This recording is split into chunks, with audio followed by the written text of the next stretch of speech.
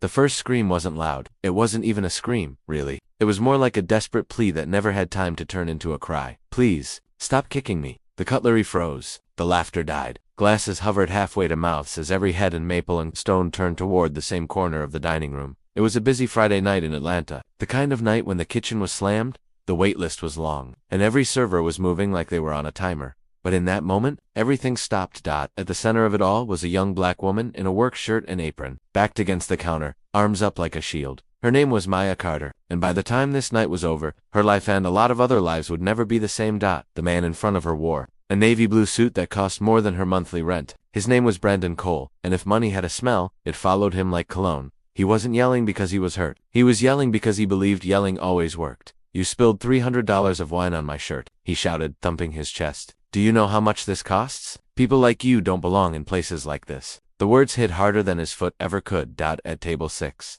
A couple looked at each other, then decided to stare down at their plates. At the bar, a man with a watch as bright as the overhead lights pretended to scroll his phone. Nobody moved. Nobody stepped in because they all knew who Brandon was. Son of a politically connected real estate family, owner of a construction firm that always seemed to win the right contracts. The kind of man who walked into places like this assuming everyone was here to serve him. Everyone, including Maya. Maya had worked at Maple and Stone for 3 years. She opened, she closed, she stayed late when others left early. And even when her feet ached and her back burned, she still smiled, not because she loved being disrespected, because she knew what she was working for. At home, there was a 7-year-old girl named Ava who still believed her mom could fix anything. Loose shoelaces, broken crayons, bad dreams. Maya wanted to add one more thing to that list someday. Mom can fix the future. She didn't go to college, not because she didn't want to, because life had other plans. Her dream was to study business, open her own place, and never again have to smile at someone who called her you people. But dreams cost money, and tonight, money was yelling in her face. Mr. Cole,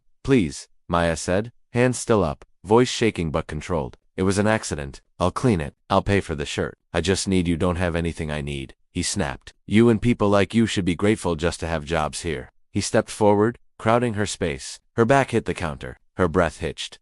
Brandon, sir, the bartender tried. It really was just an ACH. Stay out of it. Brandon cut in. I bring clients here. I pay the tabs that keep this place open. Without me, this is just another wannabe restaurant.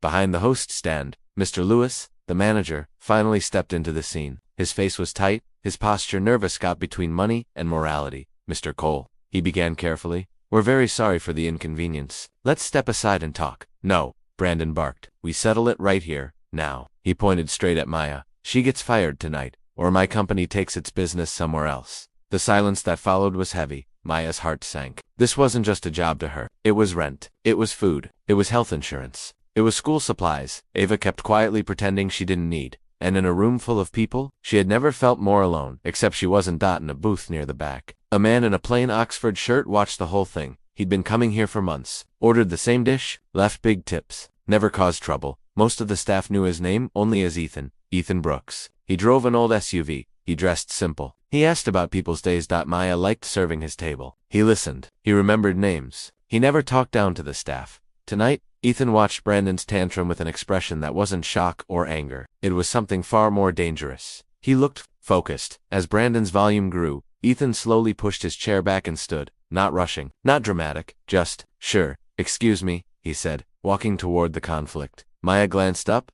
eyes still wet. Brandon glared. What? You got something to say too? Yes, Ethan replied calmly. You're about to make a mistake you can't afford. Brandon scoffed. You have no idea who you're talking to. I know exactly who I'm talking to, Ethan answered, and I know exactly how this looks to everyone watching. He turned his head slightly, as if to remind Brandon they had an audience. Bartenders, cooks peeking out from the kitchen doors, customers with their phones out. Maya felt her stomach twist. Were they filming? Was this going to be one of those viral videos where the comments said, why didn't she fight back? And then a quiet thought broke through her fear. Good, let them see. Mr. Lewis cleared his throat. Sir, I appreciate you trying to help, but this is a private. No, Ethan said gently but firmly. This is not private. This is a workplace. And what's happening here is harassment. The kind that ends up in courtrooms, in headlines. A murmur went through the restaurant. Brandon laughed, but there was a crack in it now. Courtrooms, he mocked. You're bluffing. This girl ruined my shirt. Someone needs to pay. Someone will, Ethan said. I just don't think it will be her. For a moment, no one spoke. Then Ethan pulled his phone from his pocket and started dialing. Dana, he said, when the other side picked up, his tone suddenly, all business, Maple and Stone. Bring the file. We'll probably need legal looped in too. He hung up and slipped the phone back into his pocket like he'd just ordered dessert. Brandon bristled. Who do you think you are? Ethan smiled faintly. Just a man who believes people deserve respect where they work, even when they're not the ones wearing suits. He turned to Maya, and his voice softened. Are you okay? She swallowed. I'm fine. You're not, he said. But you will be. His eyes were steady. It was the first time all night Maya believed she might not be powerless. While they waited, the restaurant stayed suspended in a strange limbo. Some customers pretended to keep eating but took small, slow bites, unwilling to miss a word. Others didn't bother pretending, phones held discreetly. Recording, watching, the waitstaff clustered together near the kitchen doors. Tasha, Ariel, the same co-workers who'd seen Brandon's behavior before. This wasn't the first time he'd complained about attitudes. He'd snapped fingers at black servers and called them kids, while calling waitstaff by their names. He'd made jokes that weren't jokes about people from the wrong side of town. It had always been ugly, but it had never been this public. Outside of this dining room, Maya's life was full of small battles no one saw. The 3 alarms she set every morning to make sure she got Ava dressed, fed, and dropped at school before her opening shift, the way she sometimes skipped lunch, so Ava could have the snacks she wanted. The nights they sat in a small apartment, planning someday businesses on scrap paper, coffee shop, bakery, catering service while bills stacked up on the counter. Maya didn't expect life to be fair. She just wanted it to stop being so loud when it was unfair. That's why she didn't scream back tonight. That's why she didn't throw a drink or flip a table. She knew one thing. If she lost control, she'd lose everything. If he lost control, he'd lose nothing, or so he thought.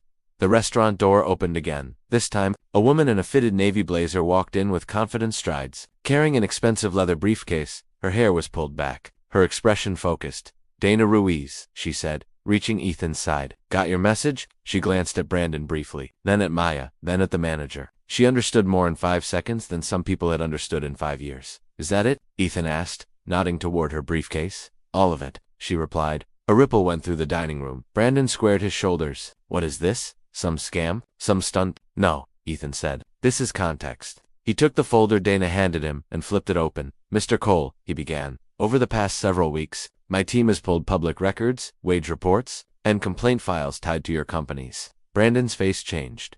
Just a little, but enough what? He said, the word coming out smaller than before. 7 separate labor violations for unpaid overtime, Ethan continued. 3 pending discrimination claims, and documented wage gaps along racial lines. Maya stared. She had no idea who this man really was. But he didn't sound like a simple regular anymore. Brandon tried to laugh. That doesn't mean anything. Every big company has complaints. True, Ethan agreed. But not every big company ignores them, or has the exact same employees appearing in multiple incidents. He turned another page.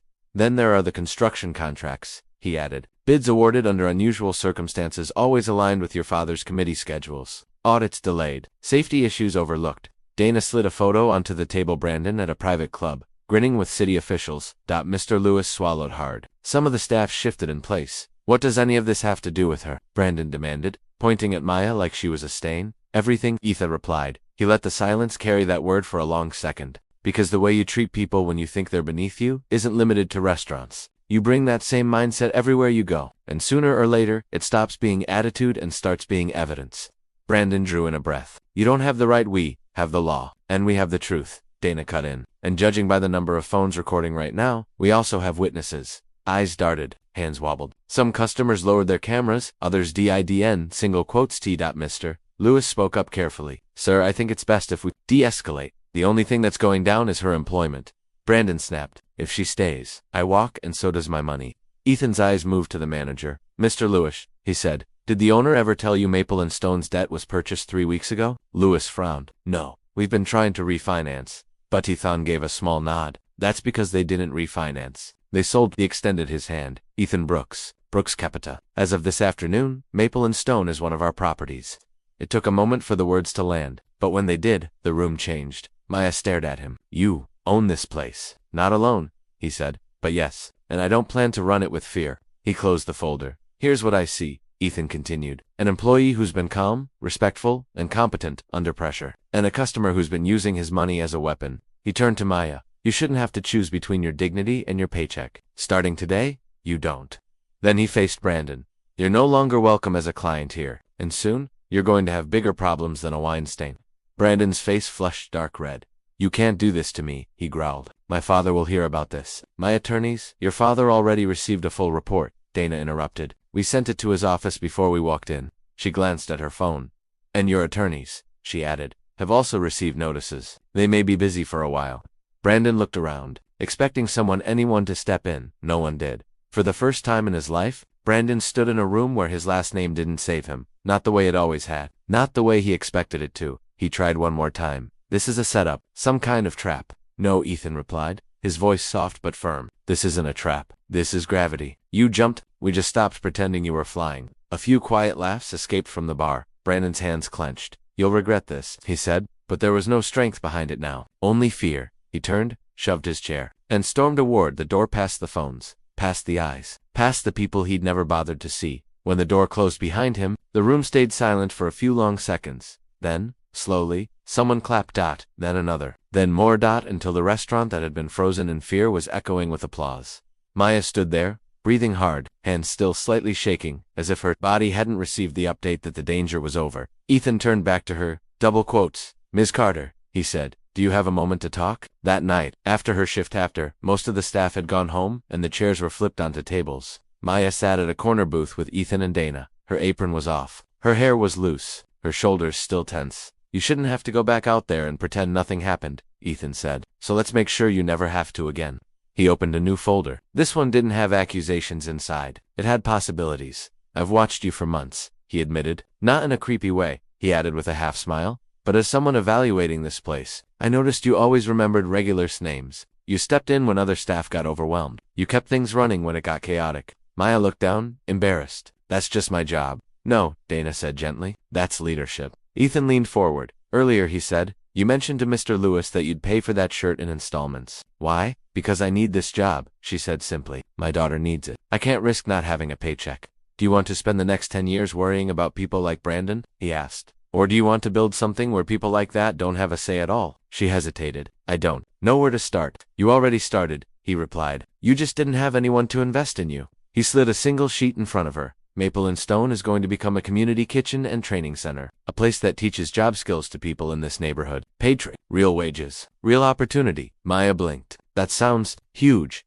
It is, Ethan said, which is why I don't want to do it alone. He pointed to a line on the paper. I want you as a 35% partner and on-site director. We'll handle the legal work, training frameworks, and capital. You bring your experience, your work ethic, and your vision of what a respectful workplace looks like. She stared at the paper, then at Ethan, then at Dana, who gave an encouraging nod. I'm just a waitress, she whispered. No, Ethan said. You're a businesswoman who's been working in someone else's story. I'm just offering you a pen. That night, in a small apartment with peeling paint and a window that didn't always close right, Maya sat at the kitchen table with the papers spread out. Ava sat across from her, coloring. What are you doing, Mommy? She asked. Maya smiled. I think I'm starting something, like our pretend cafe menu. Ava grinned. The one with cinnamon rolls and hot chocolate and no mean customers? Something like that. Maya laughed, eyes stinging for a reason that had nothing to do with the cheap overhead light. Will you still wear your apron? Ava asked. Maybe a nicer one, Maya said. Maybe one that says boss. Ava's eyes went wide. You're gonna be a boss. Maya looked down at the contract. The ink wasn't dry yet, but something inside her was, yeah baby, she said. I think I am. The fallout for Brandon Cole was fast and merciless. Local news picked up the video within days. Talk shows debated, entitled Elites and Workplace Harassment. Civil rights advocates called for investigations. Regulators, who had politely overlooked things before, started reading more carefully. Those labor complaints, they didn't sit in drawers anymore. Those discrimination claims, they were suddenly taken seriously. Contracts were re-examined, audits reopened. Donners asked questions about his father's office, and his father didn't like the answers. Behind closed doors, deals died. And for the first time in his life, Brandon had to learn what most people learn young. Actions have consequences. Not just warnings. Not just don't do that again. Real consequences. His company folded under the weight of fines, lawsuits, and bad press. The employees who'd been underpaid and ignored were placed in new firms, this time with eyes on their paychecks. Brandon, stripped of his titles and leveraged, ended up somewhere he'd never imagined, standing behind a counter at a home improvement warehouse, selling flooring to people who didn't know or care who his father was. When customers snapped their fingers, he felt something in his chest twist. Recognition. Humility. Too late. 6 months later, Maple and Stone looked familiar, and completely different. The brick walls were the same. The old wooden bar was still there. But now, the chalkboard didn't just list specials, it listed class schedules. Intro to line cooking Mondays, customer service and communication Wednesdays, small business basics. Saturdays, the sign on the door read, Maple and Stone Community Kitchen and Training Sienta Armaya stood by the pass, watching a group of trainees plate food.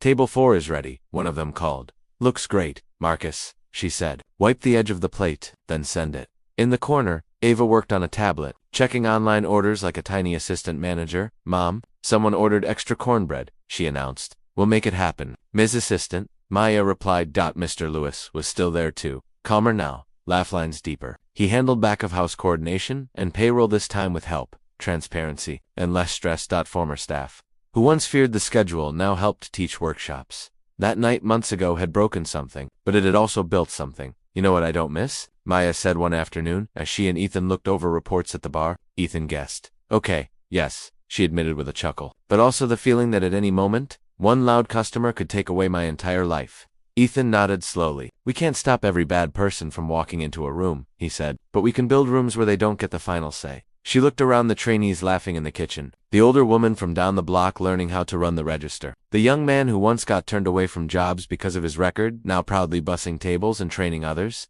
This is what a final say should look like, she murmured. Ethan smiled. You did that. No, she said. We did that. A beat passed. And Ava, she added, especially Ava, he agreed.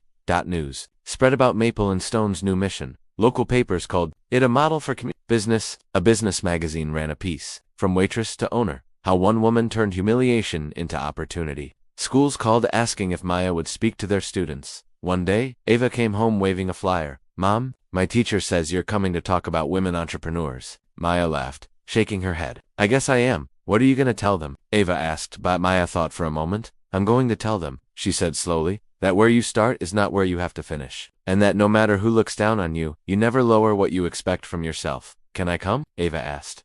You're the main character? Maya said. You have to come. As for Brandon, no one followed him with cameras anymore. No one queued up to hear his thoughts.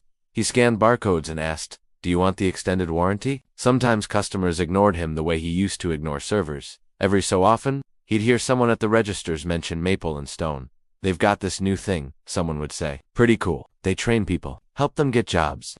Brandon would flinch, pretending not to hear. He'd scroll his phone on breaks, see headlines about reform, about labor protections, about diversity and leadership. All the things he used to roll his eyes at, now they were the forces shaping his life.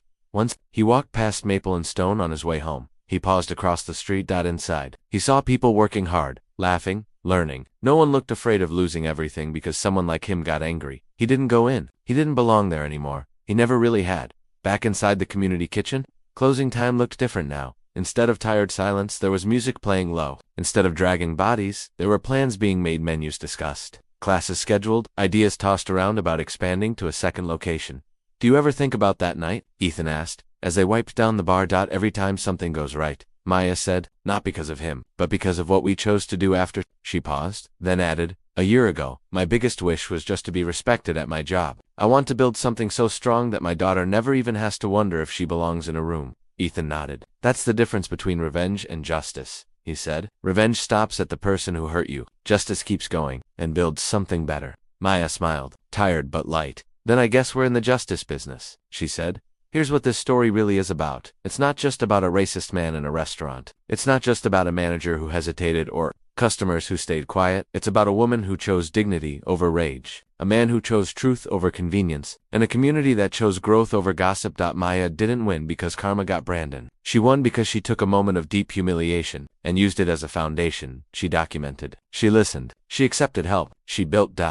And in the end, she didn't just get an apology. She got ownership. She got a future. She gave that future to others.